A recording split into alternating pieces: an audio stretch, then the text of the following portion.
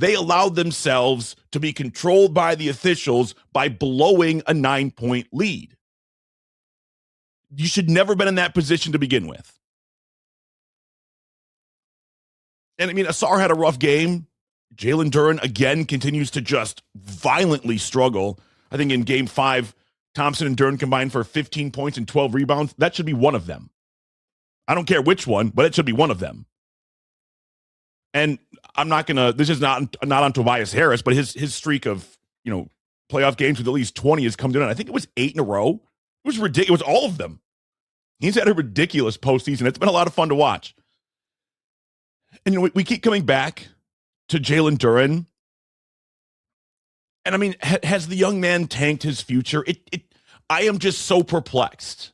The Pistons played, 12 games in the playoffs. Well, then Tobias Harris streak would have started later. Anyway, I'm not good at math, but there's been 12 playoff games, right? And the Pistons played 82 regular season games. Jalen Duren was amazing in the regular season, and he has been awful in the postseason. But the sample size that doesn't equate. But the value doesn't either. The value is all in the postseason. You pay guys to put you in position in the regular season to dominate in the postseason. That's not what we're seeing here. I mean, Paul Reed, for the most part, and look, Paul Reed's been excellent all year long. We've been talking about him on this podcast throughout. When they need Paul Reed's at his best. He is just so much fun in that regard. But he should not be outplaying Jalen Duren.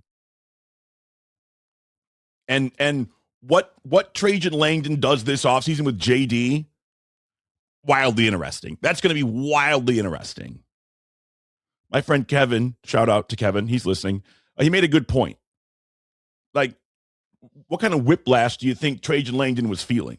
Like right now, like in the postseason, he's thinking to himself, entering the postseason, he's thinking to himself, all right, this kid gambled on himself and he's going to win. And I'm okay with that. Like, Detroit loses by having to pay Jalen Duren more, but that's because he's awesome. Great lose if you're Trajan Langdon. Instead, now you're thinking to yourself, all right, well, maybe I can save some money on Jalen Duren, but it's because I have no idea what I'm getting with him anymore. But then again, Jalen Duren, there's like 8 sides to the same damn coin. He's 22. He is a child. I know he's not, but he's 22.